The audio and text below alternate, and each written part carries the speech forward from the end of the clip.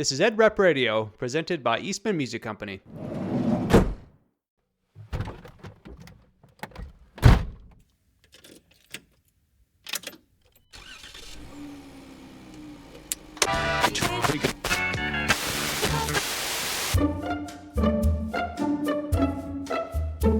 This is Ed Rep Radio, a podcast to bring you ideas and information from industry experts you can use on the road every day. Presented by Eastman Music Company, and I'm your host, Shane Duell. On this episode, we will hear from Cris Behrens and Jenifer Olson of Summerhays Music in Salt Lake City, Utah, on how the Ed Reps and the inside staff of the store work together to create some of the most successful in-store step-up events in the country. Jenifer and Cris, thank you so much for joining us. I'm really looking forward to this episode because I know Summerhays Music has had such a long history of having super successful events. And I think it's something that everyone will learn so much from today. Those who are either wanting to start their own events like you do, or they're already doing step-up events and they just want to take it to maybe another level. You're going to be super helpful with your knowledge and your expertise and your experience here. And I want to get to know both of you first. Cris, let's start with you. Cris, what's your background there at Summerhays Music? How long have you been doing what you're doing? First off, thanks for inviting the Summerhays team to this incredible podcast. My mother always said I had a face for podcasts, so I'm very excited about this. So excited. I started with Summerhays 31 years ago, actually. A couple of weeks. About 2 weeks, it'll be 31 years. But I went to school in Red Wing, Minnesota for band instrument repair. That's how I landed here in Utah with this wonderful family store. And I did that for about 4 or 5 years. Wasn't the best at it, so went back to school, worked my way up the ranks. Currently the GM at Summerhays Music, and that brings you current, Shane. All right. Wow, 31 years. That's impressive. Jenifer, how about you? How long have you been at Summerhays there, and what's your musical background? Hey, I've been with Summerhays Music for 7 years now, and my background in music is I really started playing the clarinet in junior high, and I've been playing for the last 48 years. What's your role there at Summerhays? I am the Ed Rep manager. How many Ed Reps does Summerhays have out there on the road? Currently, our location has 4 reps. Okay. So I'm always impressed at how well the outside staff and the inside staff of Summerhays Music work together to create such impressive events that have a great turnout and obviously successful sales. And I want to get to know the actual sales that you do throughout the year. Cris, could you kind of walk us through what kind of sales you do, events that you do throughout the year, and what the focus is and kind of the timing throughout the year? Yeah, the 2 biggest ones we have one called Music Fest that we do every November. And that one is geared more towards step-up band instruments. Okay. Then the second one we do is called Fiddle Fair, where it's more geared towards step-up string events during the month of March and April. Okay. I'm curious, why do you choose those particular months out of the year? Do you find those are more successful than other times? Was this trial and error? Well, Music Fest came about 13, 14 years ago where, we were dropping a lot of money trying to compete against Black Friday, competing for the Black Friday shoppers. Okay. And, our advertising budget's not, it's a small percentage of, say, a box store, but we just couldn't compete. It didn't matter if you threw a small amount of money or a large amount of money at it. We would get some Black Friday shoppers, but it just wasn't, packing the house, making the registers open like we had hoped. So the following year, I thought, well, let's have it a solid 7 days before Thanksgiving and see how that goes. And the main reason we wanted to do that was to obviously capture those people's money before they go spend it on skis, mountain bikes, Barbies, laptops, what have you. Right, Christmas stuff. Right. Yeah. So by getting them in ahead of time, it would allow us to have hopefully first dibs on that money. That way, as opposed to doing it during Black Friday or after Black Friday, those parents would still come in like, oh yeah, we'd love to get them this trumpet, but we've already spent all our money on this item. So we started doing it that way. We'd have our big sale 7 days before Thanksgiving, and it would go gangbusters, which was beautiful. It also scared me to death because I'm like, are we going to sell anything between Thanksgiving and Christmas? Hmm. And so it made you a little nervous, but it wasn't. In fact, that sale was our add-on for the fourth quarter because we would continue to do the same amount of sales that we normally would during that holiday season. Interesting. I also picked November because we had a similar issue in October. October, it didn't matter if we threw $2,000 and hundreds of man hours at a promotion or thousands and thousands. It just October could never get anything to work. And we started, I didn't realize this until I had my own kids and found out that after all the money you spend in August and September on clothes, jeans, trapper keepers, anything like that, fees for school, I was flat broke in October. Huh. So I'm going, all right, well, if I feel that way, half of the parent population probably feels that way. Right. So we used October as more of a get our ed rep some rest. Hopefully, post rental season. Yeah. Yeah, a 48-hour pass to sleep. Maybe eat some warm food for once in October. And Jenifer can kind of chime in about the October and the ed reps. But we kind of use that as the month to prepare for our big sale, give both the inside staff and outside staff a little breather, and more importantly, let the ed reps get into somewhat of a routine because they just haven't had a routine because of back to school. Yeah. Yeah. Okay. Then same kind of holds true for our fiddle fair in March and April. January, again, like October, dead month. Mom and dad, everybody spent their life savings on Christmas, New Year's Eve party platters, and January, there's no money. Right.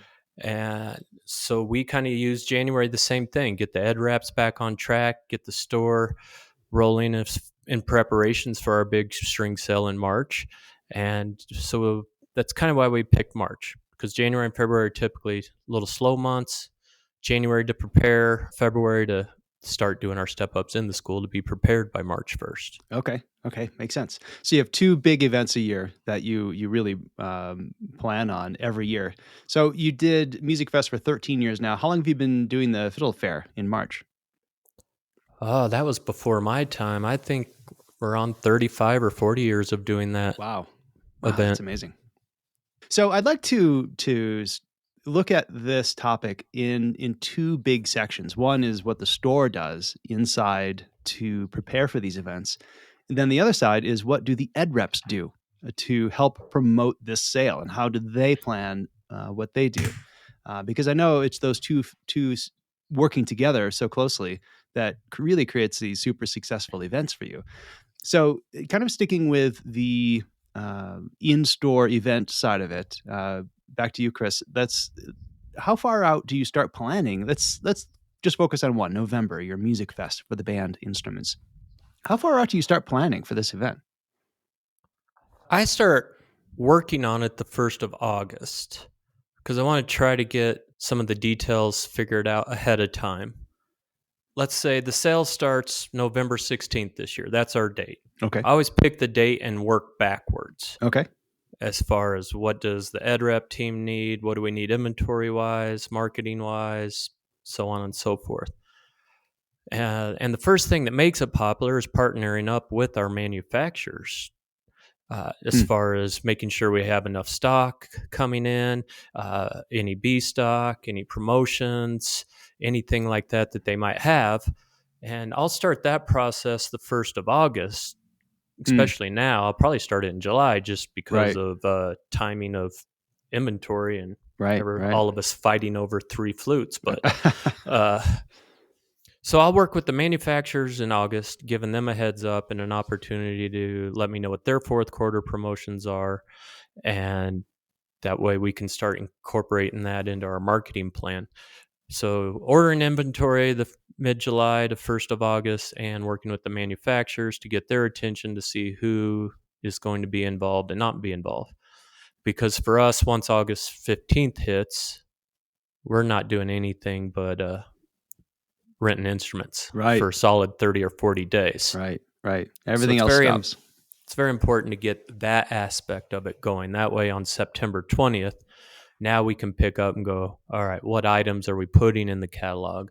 What rebates are out there? What special offers are we going to do? Accessories. So then we'll start building the catalog the end of September, 1st of October. So if our sale's on the 16th, we work our way backwards. So if that's the case, we like to do our step-up events typically November 1st through the 15th, as many as Jenifer and the ed rep team can jam in there. Yeah. Where we physically take the instruments to the school. All right. So in this case, I would have handouts and step-up instruments, because each road rep needs a set, ready to go by, let's say, the October 27th. Okay. Because these guys are going to start planning hitting the schools on the 1st or 2nd. Then to back up from there, we want to have all of our print material to our printer by the 13th. That gives them a solid week and a half, 2 weeks to get us the print material. Back up some more. October 2nd, I need the proof from the marketing person. That way it gives us a week and a half to make any changes, switch out pictures. And then, like I said, we start before that in mid-July, 1st of August, working with the manufacturers. Yeah. Wow. There's something you mentioned a couple times now. That's this catalog. And I'm curious, you're talking about a actual physical printed catalog, right? Yeah, go figure, right? Old school. I If like it was up to me, I'd bring back the phone book. But no. It does, I get the question a lot. Well, nobody does printed material anymore. The printed material is still working in this day and age. You can put up a giant QR code on a screen in the classroom. You can pass out whatever. But what the catalog does, and I'm going to let Jenifer kind of explain about the catalog, but yes, we still do a handout catalog, because it's nice if they come in to pick up their repair in the shop, we send them home with the catalog. If they make a payment in the store, we send them home with the catalog. And it's just nice for them to take home the catalog and see it in real life as opposed to on a screen. Yeah. Yeah. I'm sure it's pricey, right? And you find it's worth the printed materials. Very much so. The night of the sale, they come in with their catalog, and they point to the item they want. We want this. Sometimes we don't even have to sell anything. You just go get it out of the shelf and send them on their merry way. Yeah, yeah.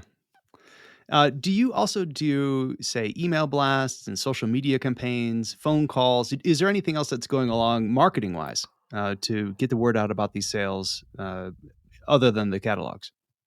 Yeah, so about the time the ed reps start in the schools, we have one big email that we send out every week promoting Music Fest, the day of the sale, what items are included, the financing, all that good stuff. We also develop a social media campaign of our own, and then a lot more manufacturers are coming up with incentives to do social media campaigns just spotlighting their products. So the social media is really the third part of this puzzle.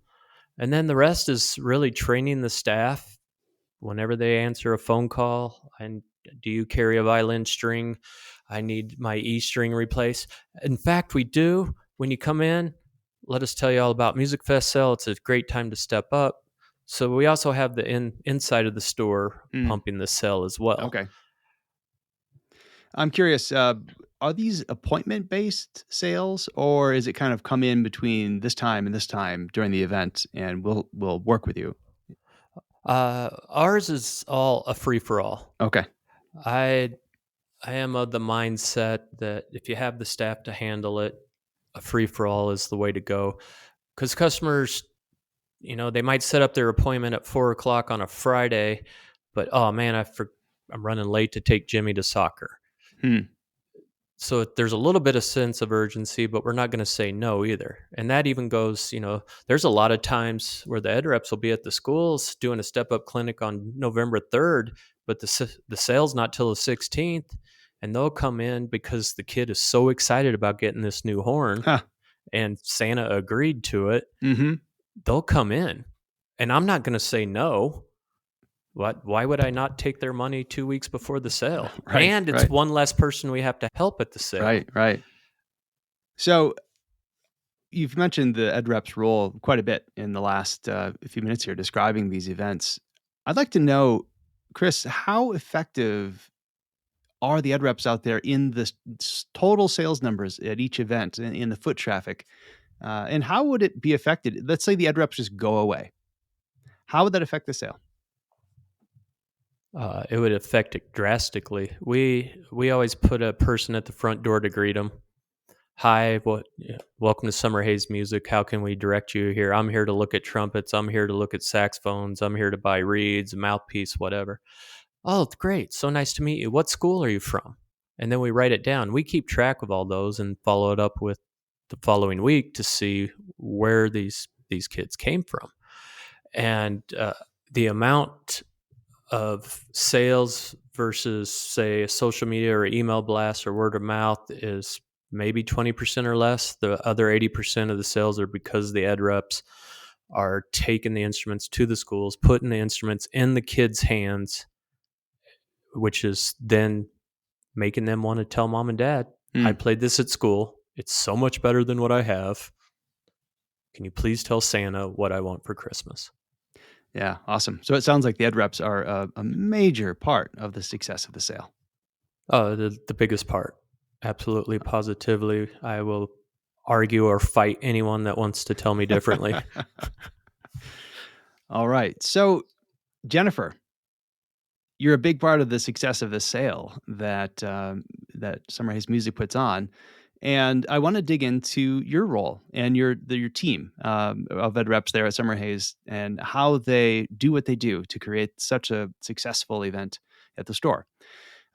So I'm curious, how far out do you start planning? Let's say we're looking in, mid-November for the actual event. How far out do you start doing what you do to prepare? We need to start looking at the sale and our prep for it about 6 weeks before the event actually happens. Hmm. And what we first start out doing is checking our Google form to make sure that it's ready to send out to the teachers so that they can sign up for their Hmm. step up events. And so that form contains basic information for the teachers, but it also, the teachers list their first and second choice of when they want to or prefer to have the session. Hmm. And then we'll give them a standard list of these are the standard instruments that we bring and how and the quantity.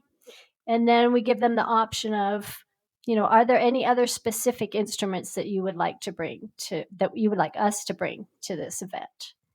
And so we get that ready. And then our next step is sending it out, obviously.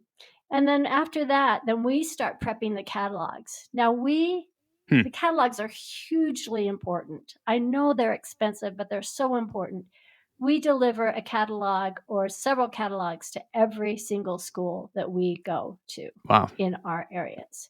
Okay. And we include with that a QR code that the teacher then can also sign up for a session through our Google Forms, which makes it very convenient for the teachers. Hmm. Hmm. I'm curious about this Google form. This is something that you send out to teachers for them to sign up for a special session that you bring instruments out. Is that right? Exactly. We just send them the link. They click on the link, they sign up, it comes right back to us. We know what their information is, we know what their first and Hmm. second choice is, and then we can start scheduling from there. Okay. So this helps kind of set appointments with the teachers and fill out your calendar for when you'll be going out there. Exactly. Interesting. Okay. And do a lot of teachers do this? Is this something that they look forward to? Is it something you have to kind of twist their arm to do? And we'll get into this actual step up clinic here in a moment. But it, how many Google form do you get back? How many are filled out? We get back a lot. The teachers Hmm. love this event.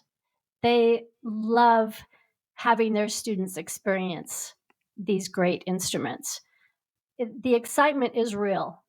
I Hmm. will load my cart up out in the parking lot. The kids will see me with my 15 instruments coming into the school, and you'll hear an exclamation of, "It's the Summerhays lady," and it's step up day.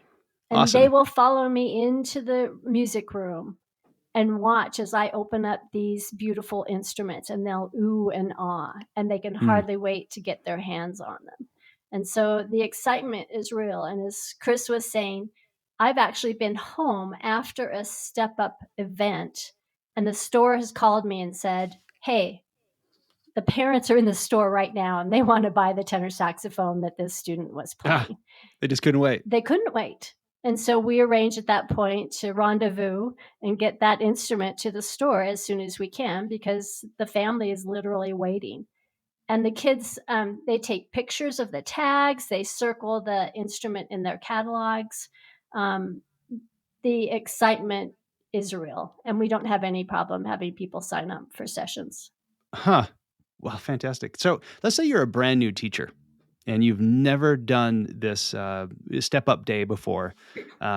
So how do you sell this idea of the step up day where you're bringing these instruments out, and how do you get them to fill this form out? So we have to be careful because there's a fine line from pushing sales in a school situation. Hmm. And so I just need to, put that out there, that you have to be careful. Um, there have been some events when I've had new reps go out and say, "Hey, come buy things at Summerhays Music."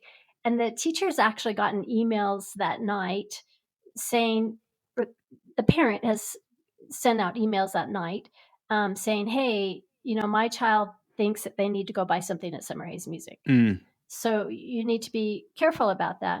And so we always make sure that the teacher knows that we're there to educate them. And so we will talk about um, how much better our instruments are, why they're better, um, how much better they'll sound on a wood clarinet than they will on their plastic clarinet.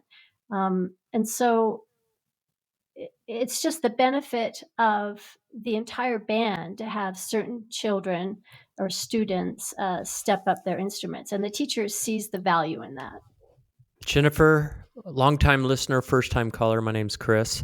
Well, do you do anything to bribe the teachers to open these emails or want to participate? I mean, you talk about a majority of them are all over it because it'll make their band sound better or make the kid have a more enjoyable experience, and that's what it's all about. But how? What else do you do?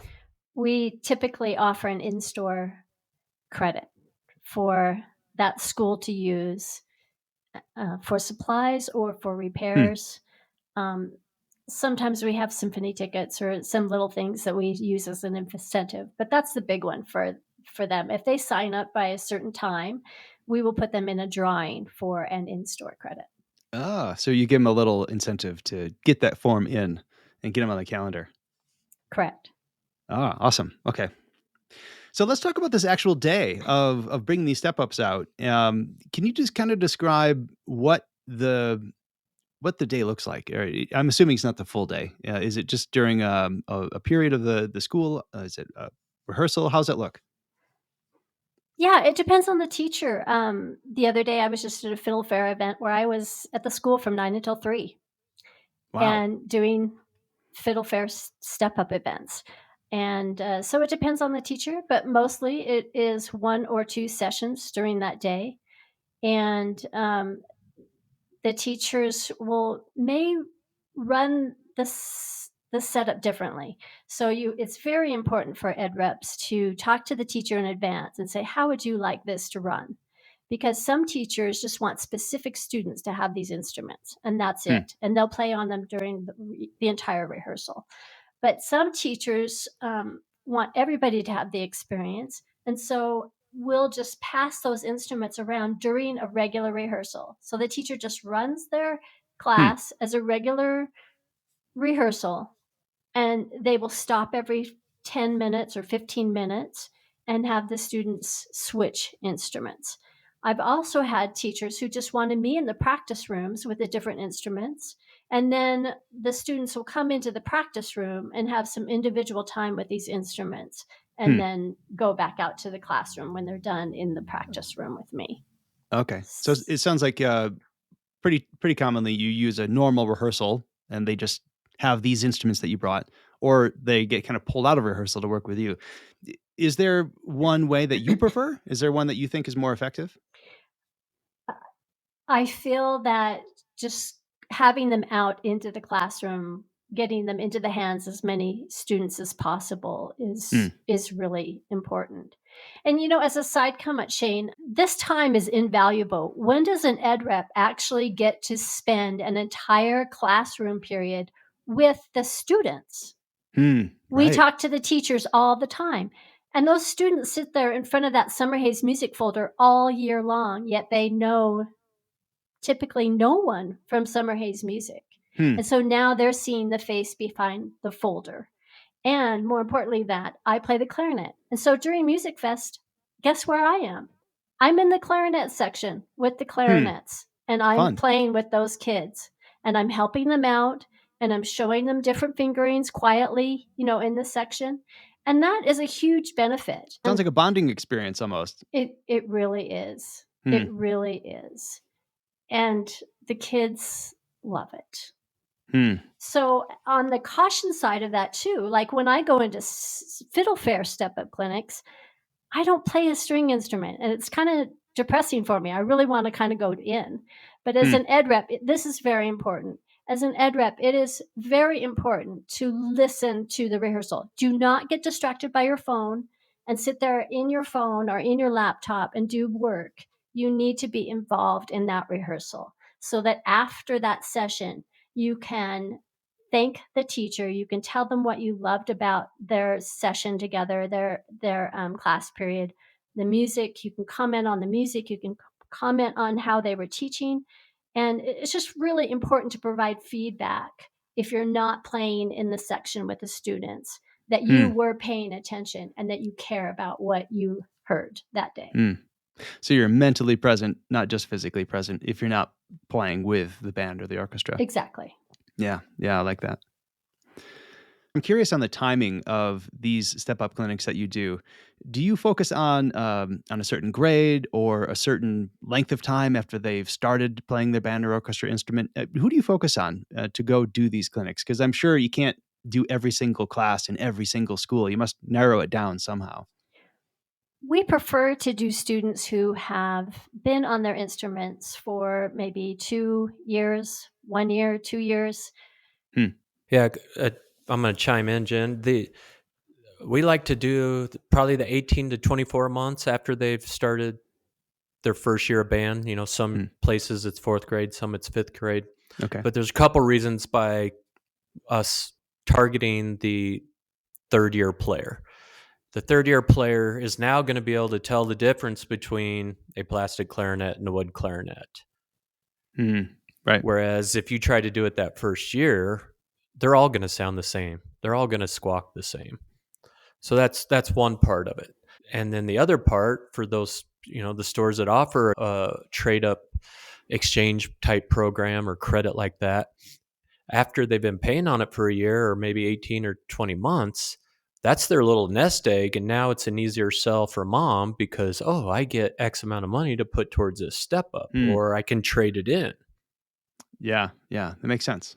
So there's kind of a business purpose too, right? To wait a certain amount of time for that trade credit. And I'm sure every store has got kind of a different way to do it. Right. And that's, internally, we try to send emails or do some cold calling for those that have been either renting their instruments 12 months or more, or maybe we go back 4 years and go, okay, that full-size violin or that saxophone is paid off. Did you know you could trade it in? So that there's another reason why to kind of wait. Yeah. Do you get a lot of people at the actual event to trade in their instrument? Do you get a lot of rentals back during the actual event? Yeah, I'd probably say about half. And Okay. the only reason I say half is the staff is, are you going to be in marching band or pep band in next year or 2 years? Well, yes, I love it. I want to do it. Well, you should keep your student model for that and keep this one for practicing performances.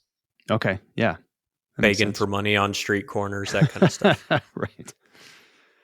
So, Jenifer, back to you. Utah is such a big state, and you can drive and drive and drive to go to the next school. since they were talking about in-store events here at a particular location, is there a certain radius, driving-wise, away from the store that you see is kind of the cutoff where, if I go past here, parents just aren't going to drive in? Is there a certain distance you try to stay within? Typically, we stay within about 50 miles, 60 miles of the Okay. stores. Okay. Is it just because if it's past that, they won't drive in? Yes. But we will always offer, if a teacher wants to, at a different time of year, to go out with step-up instruments, and maybe not as many, and not the variety, but maybe select a few students that really need something, and we will arrange something to help them out. Yeah. Okay. Okay. So to kind of summarize so far, what I'm gathering is you're focusing on students who've played 1 or 2 years. You do in rehearsal clinics with step up instruments, and sometimes they're pulled out. You stay within about 50 miles just so that the parents will actually drive in for the event. So the next thing I want to ask about is the timing before the event. So let's say your event is on November 15th, I think you said. When do you start actually doing these clinics before the event? Are you talking about weeks, days, months out? How close to the event do you do these?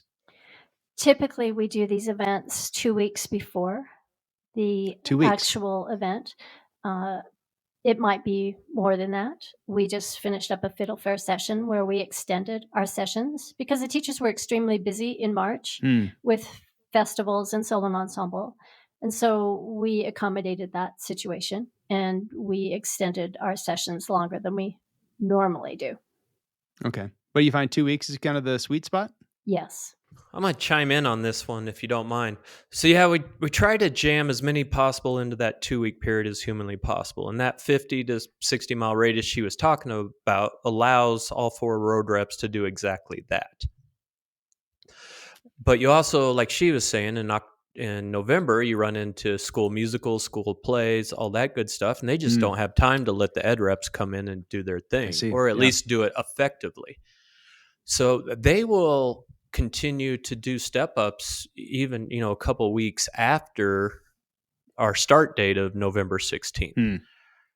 And a few years ago, we changed our marketing to be, it doesn't matter if you come in November 16th or Christmas Eve, you're still going to get the deal. We started advertising the opening night as this is the biggest selection. If you want to choose from, 40 step up trumpets, Thursday night is the night. So what we found is that allows them not to put the pressure on them to come in that first Thursday, Friday, Saturday, but it's okay. We're still going to do the sale. So even if you live 180 miles away in Jackson Hole, Wyoming, you can still drive down and you're still going to get the same financing, the same rebates, the same so on and so forth. And after we did that, we noticed that our weekly sales after the event leading up to Christmas Eve started to increase. Because right now we can only do 70 or 80 in a visit school, 70 to 80 schools in a 2-week period, as opposed to if we drew it out over a 4-week period, we could double that amount. And then we do the same thing during Fiddle Fair. And what we found out, because we used to do a music fest in November and a music fest in May. Graduation, buy your kid a present, the gift of music, get them ready for next year. That's how we would promote it. And then we would do this again in April. Well, April ended up being a pain because 32 different districts having spring breaks at different times or spring recitals. That was a nightmare. But what we saw over a 10-year period was those May sales were starting to go down, and couldn't figure out why. And we did figure out why. Is because the ed reps were doing such a great job from November 1st till Christmas break that if they didn't buy it at Christmas, they were coming in buying it in January. They were coming in and buying them in February. So basically, it was taking the sales away from May and distributing them January through March. Okay. And you're okay with that, business-wise? Very much so, because now we are able to go after the masses as opposed to where we just would give up after doing 70 of them in a 2-week period. Okay.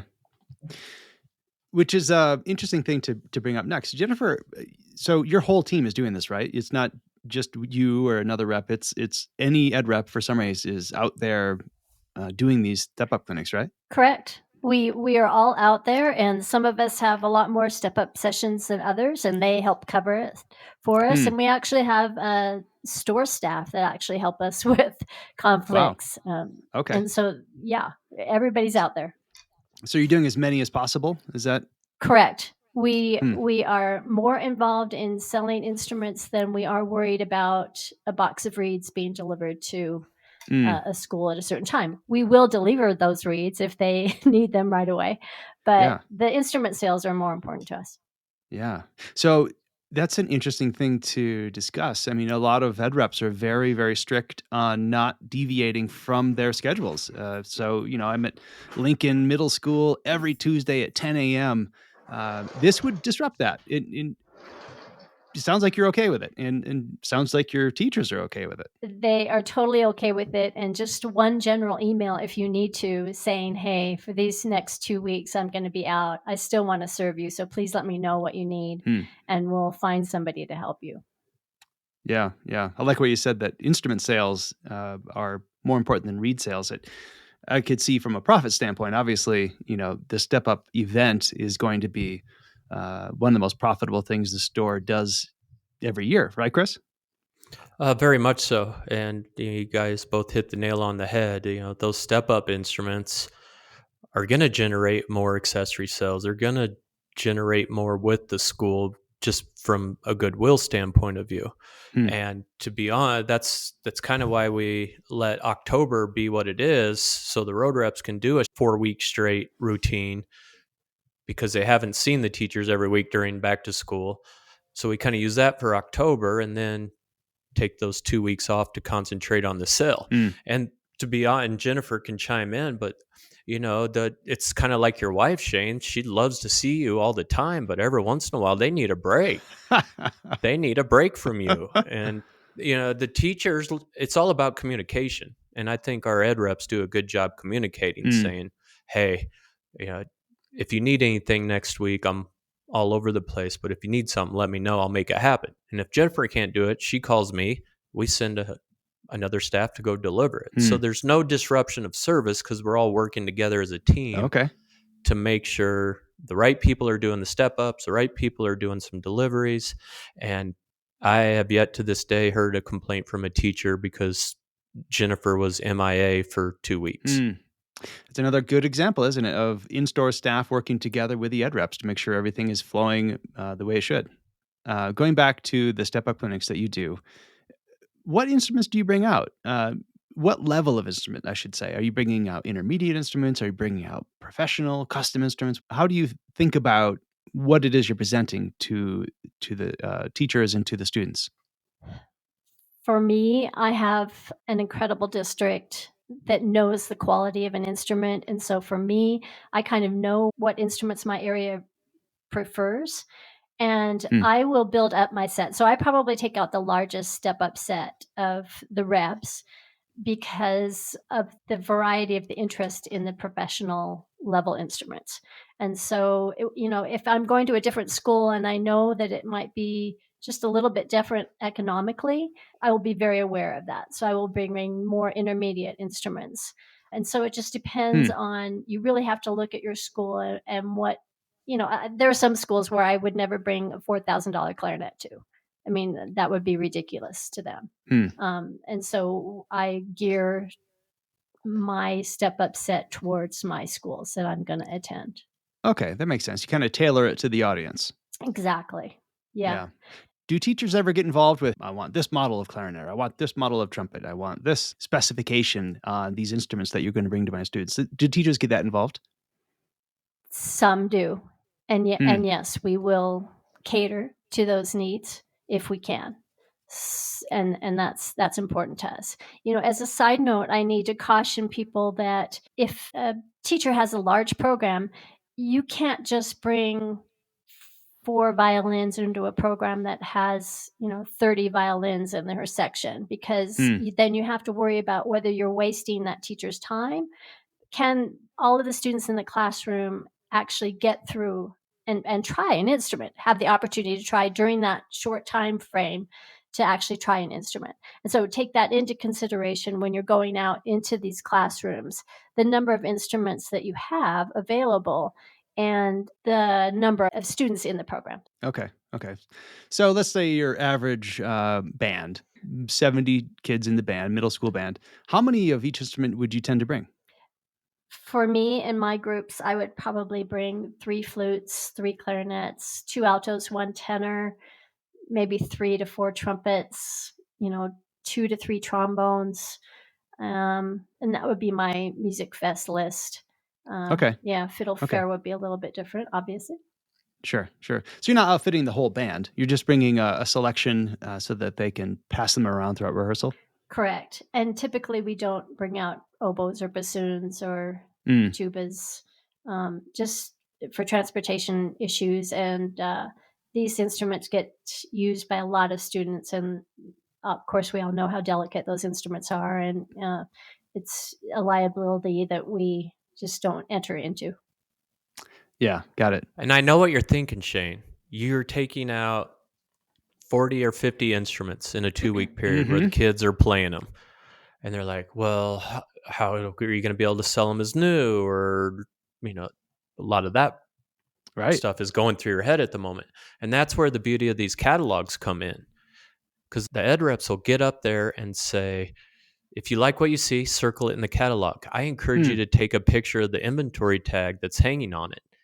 Because when they come in, they show their phone. Do you still have this exact one? Uh-huh. Well, as a matter of fact, let's go look. Yes, we do. Here you go. Have a great evening. Yeah.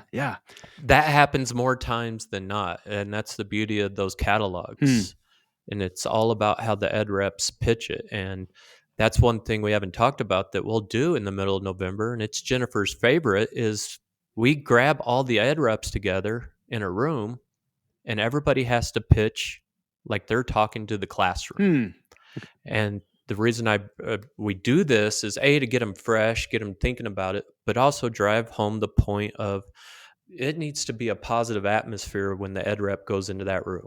Hi, I'm Cris with Summerhays Music. And then I would go into my spiel about the difference between a student versus an intermediate or performance, how it'll help your playability, so on and so forth.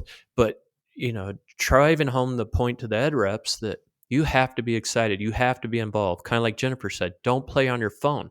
Pay attention to those kids as they're playing. And if you notice that they're playing great, pick 2 or 3 out and spotlight them after you're done. That was a great session. What's your name, young man? Right there. Yes, you, Jim. Jim, did you hear how great blah, blah, blah notes sounded or your tone quality? Did anyone else have an experience like that? And then you watch the hands go up. So now you're driving home. Not did they just play it, but you made them feel good about how they sounded. So if you tell me how good my hair looks right now, I'm going to do this to my hair all the time. Right, because everyone listening can tell. But so it's those positive words of affirmation that will hopefully guide them to circle something in the catalog. Yeah. To go home and sell mom and dad on why they need this new instrument. I put my student one down, I picked this one up, and it was so much easier to hit this note. And then the lady from Summerhays complimented me on how great it was. And I really think I could be first chair if I had this instrument. Can I please have it? And they're going to badger them every day until they get what they want. Yeah. Just like taking a toddler to the checkout line and buying them a Snickers because they won't be quiet. It's that same concept. Kids are the best salespeople to their own parents, right? Absolutely. And that's, to be honest, out of all the marketing questions you've asked on this so far, that is, I can't emphasize that enough. Let them be, they're going to be the sales advocates for you. Yeah. So instruments sell themselves and then the kids sell the parents. But yeah, having the road reps really make it an enjoyable experience. Not, here's 3 flutes. You guys have a good time. I'll be back in 55 minutes. Yeah. Jenifer, when you bring these instruments out, I assume you set them up before rehearsal. And do you do some sort of like Cris was saying, do you do a presentation to the class? Do you talk a little bit about the instruments and Summerhays and all that? Or you just pass them out and let them have fun? this is important to send an email out to the teacher a week in advance before your session to remind them that you're having the session, to remind them that you're going to be Mm. there a half an hour early so that you can get the instruments out or tune them. And that is vital. And it's vital that you have asked the teacher how they want the presentation to go. There are Mm. some teachers that are so just love Summerhays music, and they'll do the entire presentation by themselves because The teachers oh will. yeah, Huh. because they love the store, they want the kids to buy it, Summerhays music, and they'll do our entire presentation. Hmm. And but a majority, I am actually doing that presentation and trying to get the kids excited about these instruments that I'm bringing in. Okay. Yeah. So how long is this presentation that you give the students, and what are some of the basic things you tend to talk about? We will talk to the teacher to ask them how long they want us to take. That's very important. We've had teachers, most on the majority, will ask us to take about 5 minutes. But we have had teachers, especially with fiddle fair, Hmm. ask us to do a 15 or 20-minute presentation on wood quality and all the different things that you can learn about your string instruments and changing their strings and different sounds on different sets of strings and etc. And so Hmm. we always ask the teacher what they would like us to do and what they prefer. But we always start out with thanking the teacher that we're very excited to be here, that we love this day. We love bringing these instruments out to the students. At Summerhays Music, we love uh, musicians, and we want to help musicians all the way through their lives, whether they've been playing for 1 year or 60 years. And these instruments are here today. And you may find that you're a better musician than you think you are because your instrument might be holding you back. And my instruments today are going to give you a chance to find out that you really might sound better than you think you do. And then we'll go into the catalog and the sale and when to come in, and that you're always welcome in our store no matter what your financial situation. We just love musicians in our store, and we want you to feel like you're a special guest in our store at any time. It doesn't matter if you're spending $0 or 10,000. And then we'll just finish off by explaining how the situation will work during the rehearsal, that they will trade instruments. You have to do some things like, large bore mouthpieces versus, their Hmm. mouthpieces. And so you need to make sure that you have the mouthpieces there that you need and sanitizer, etc. So, Yeah, that's something that I was just thinking about. Do you need to bring lots of sanitizer and paper towels, or how does that work? And are people comfortable with it? oh yeah, yeah, and for the most part, they're all using their own mouthpieces. On the clarinets, sometimes their mouthpiece doesn't fit, so you just tell them to use their barrel and their mouthpiece on their clarinet, Hmm. and that works just fine. And we always have a large shank mouthpiece there that we have sanitizer in the trombone section with our mouthpieces, and then we also have sanitizer in the flute section for head joints and paper towels for them. Okay. And then as an Okay. add-on to that, it's very important because we actually do step-up sessions the day of the sale. That's how Wow. popular they are. I don't encourage that because you really need to have all of your instruments go back through the shop, Oh, the right. repair Right. shop, They need those. before they go out on the floor. So that's a cautionary thing. Try to end your step-up sessions at least 2 days before so that your instruments can go through the repair shop. Yeah, that makes sense. Yeah. That makes a lot of sense. So, during this rehearsal, what do you encourage the teachers to use for music for that rehearsal? Do you have any thoughts on that? Do you prepare the teachers in any way? Typically, we don't. But we do say, intonation might be a little different, Hmm. and the kids are their energy levels are gonna be a lot higher, and so we kind of warn the teacher that their rehearsal they may wanna run it as normal, but the kids might be a little too excited. Yeah. Yeah. Sure. Understandably. Yeah, but we usually don't tell them what to play Okay. during a rehearsal, yeah.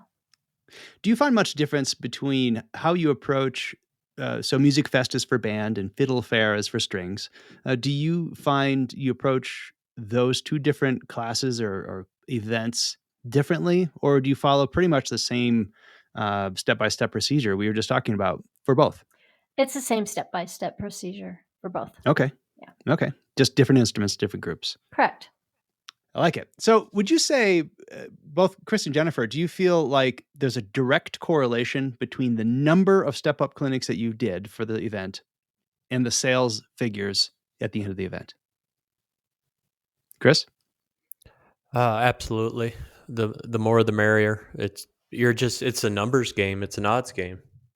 Hmm. I mean, if you're going to win $1 billion lottery, what are your odds with one ticket versus buying 1,000 tickets?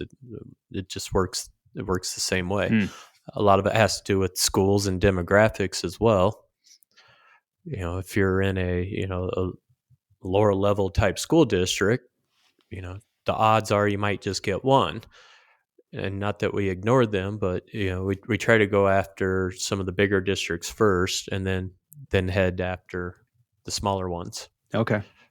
We also follow the ABC accounts. All our A accounts are first on the call list. B, C if they don't sign up on the Google Drive. But Yeah, so it sounds like you kind of do a targeted approach to where you go, Jenifer, for what you call your A accounts. Do you focus on them first, the ones maybe that do the most rentals, do the most business with you? Do you go there first and try to set up those appointments before you go to the B and C accounts? We do have our lists of people that have participated in the previous year and the year before that. Yes, we definitely seek after our core schools, our core A schools and accounts. But then after that, we want as many schools to participate as possible. And so we'll start looking at our previous year's lists to see who's signed up and who hasn't, who typically does sign up, and then we'll go from there and email those teachers and ask them or remind them to sign up. So it sounds like at the end of the event, you have a list of students that had come into the event from the various schools. Is that right? You kind of track this information? correct. Do you find a correlation between those students who came in for the event with those schools that you had done step-up clinics at? Yeah, we do, and it's kind of a fun little competition. Hmm. Last year, I think one of my other reps kind of won the competition. The year before Oh, that, I won it. I mean, as far as our schools and how many kids came from our schools, it's kind of fun. We're always looking at the list when the students come in the store to see which school has the most students from it come in. So all yeah, right. Fun little it competition. is. It's fun. Yeah. And the night of the sale, I'm probably jumping ahead, Shane, but it's mandatory that all the ed reps are in the store for the sale. Hmm. Because they walk in, they see Jennifer's face and go, that's the Summerhays lady who played clarinet by me. Next thing you know, those two are buddies and selling a professional wood clarinet 10 minutes later. So there's something to be said about having the ed reps at the store, at least that first night of the sale, because that's where everyone's the most excited and coming in. That's great. So ed reps have to also not just be outside sales staff to promote the event and to get the interest going, but you also need to be there at the actual event itself, right, Jenifer? How do you enjoy doing that? Right, and it is so much fun. We advertise it kind of as a private sale and offer tickets to come in, but anybody can come in that night. But we have people playing instruments in every crook and cranny of our entire store, and it is so much fun. And it's fun when the vendors reps are there, and you can hear them talking about their instruments and learn from them. And it's just a lot of fun. We love it. So, what advice would you have for a store who wants to start doing this kind of music fest or fiddle fair? Maybe they do it already and they're looking to increase the effectiveness of the event, or maybe they want to start this from scratch.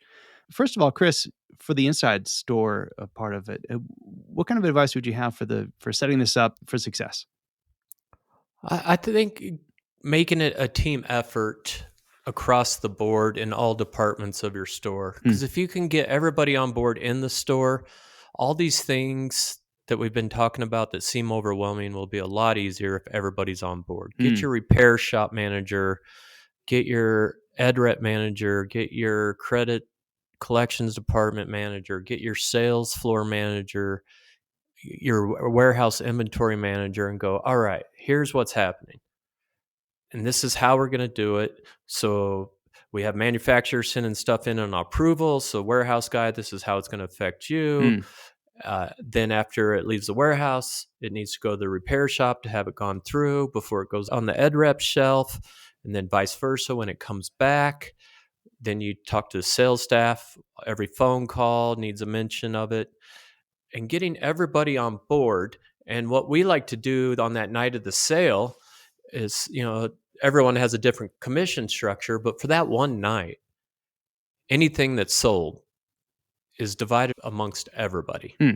It doesn't matter if all you did was take an instrument from the repair shop and put it on the shelf to the inventory guy. I mean, the inventory guy never gets any love, ever. Hmm. He just hides in the basement. So by everyone having some skin in the game and understanding the importance and understanding how it works, we leave a lot of our employees in the dark sometimes. Okay, we're doing this trumpet mouthpiece sale. Ooh, whoop-de-doo, how does that affect me in the repair shop? Or we're doing a step-up sale. How does that affect me in the warehouse?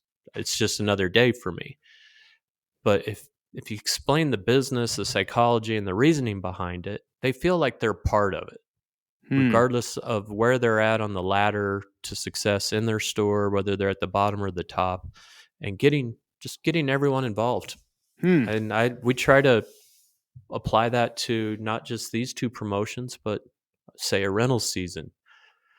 Everybody, we do it, right? Every store that does B&O rentals says August, September, back to school, fall rush, don't ask for time off, don't do this, we're going to do this, we're going to kill it. It's what makes us. Why are we only saying August and September? It matters in November and December. It matters in April. It matters in June. I love that group effort and rewarding the group all together. It sounds like the more successful the event is, the more everyone is rewarded, correct? Correct. Yeah. And I had one little tidbit going back to what the ed reps do. After it's over, send the teachers a thank you note. Call them and tell them thank you. We do all this hard work getting them to fill out the Google form, letting us come to their class. So when you're done with it, why not say thank you? Yeah, good point. It drives home the point that we appreciate you on so many levels, not just for helping get kids in the store. Yeah, love it. So Jenifer, what advice would you give ed rep teams out there in other stores who are wanting to get more involved with promoting these in-store step-up events? And I'm particularly interested in your perspective as an ed rep manager, because you are out there doing these events, but you are also coordinating the other ed reps. What advice would you have for getting teams to really get on board with this idea and being part of that group that Cris was just talking about and really making it a smashing success?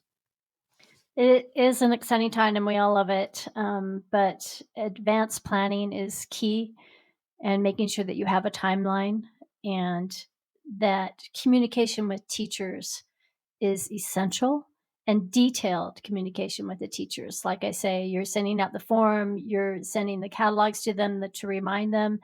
You have an easy QR code there for them to just easily take a picture of the QR code and then fill out the form. You tell the teacher or remind the teacher in advance that you are going to be there, and this is your plan. Is this okay? And then you follow up with that thank you afterwards. Is very, very, very important. For new reps, this is a little bit scary. And sometimes when you have a newer team uh, or a younger team, that'll show up in how many sessions you have scheduled. And so it's important as a manager to look at those reps and who they have scheduled, and then compare your lists from the past, or just look at your A schools and make sure that those schools are on that list. So you, as the manager, have kind of a master document that you can see all of the reps, clinics, and schedules? Correct. Okay. Yeah. Okay. So what do you say to the ed reps that say, but what about my route? I have to be at so-and-so school on Tuesday at 10 o'clock every time. How do you coach reps who are kind of in that routine and don't want to get out of it? You just need to step away from the route. You just need to let go because it's okay. Your Mm. teachers will still love you. They'll still count on you. They'll still communicate with you. Just let go. It's okay. It's going to be okay. I like it. Very good. Any other thoughts, either Cris or Jenifer, on the events you do, or the ed rep side, the in-store side, anything that we missed in this discussion? To not forget why we do these events, why we do these things for the teachers. You know, money in the cash register is one thing, but I think we're all put in these positions to create better musicians. Hmm. And by stepping them up to an instrument or stepping them up to a better bow or mouthpiece, that could be the one little thing that changed their direction to make them want to continue playing a musical instrument the rest of their lives. And I'm a firm believer of, I think that needs to be the focus when we're doing this, so we can continue to educate and raise everybody up together. I don't think we should ever lose focus of that. That's what matters the most. And if that kid gets an instrument in their hand and they end up playing all the way through high school, not only did the junior high band sound even better because this person had a nicer instrument, it's going to make the high school teacher's life easier, and they're going to win more awards and so on and so forth. But that's my parting tip is don't forget why we're all doing this. Yeah, well said. Yeah, and Shane, we emphasize that, or at least I do in all of my presentations, that Summerhays Music, we are here for you 365 days a year. It's not just August and September. We care, and we care for your entire lifetime. And we want to continue this wonderful legacy that Utah has of wonderful musicians playing in groups, in community groups, in semi-professional groups, in professional groups. We support all of those people, and we care all the time, not just during rental season. Love it. Cris and Jenifer, I really appreciate your time today. It's so valuable, and I really appreciate your just openness in sharing with everyone and how you do what you do in these very successful events you do at Summerhays Music. And I wish you all the best and more successful events in the future. Thanks for having us, Shane. Thanks, Shane. We hope you found the information in this episode useful and something you can use in your everyday life as an ed rep. If there is a topic you'd like to learn more about and have presented on a future episode of Ed Rep Radio, or you'd like to give us some feedback in general, please email us at edrepradio@eastmanstrings.com. To learn more about Eastman Music Company, go to our website, eastmanmusiccompany.com, or give your Eastman rep a call. Thanks, and drive safe.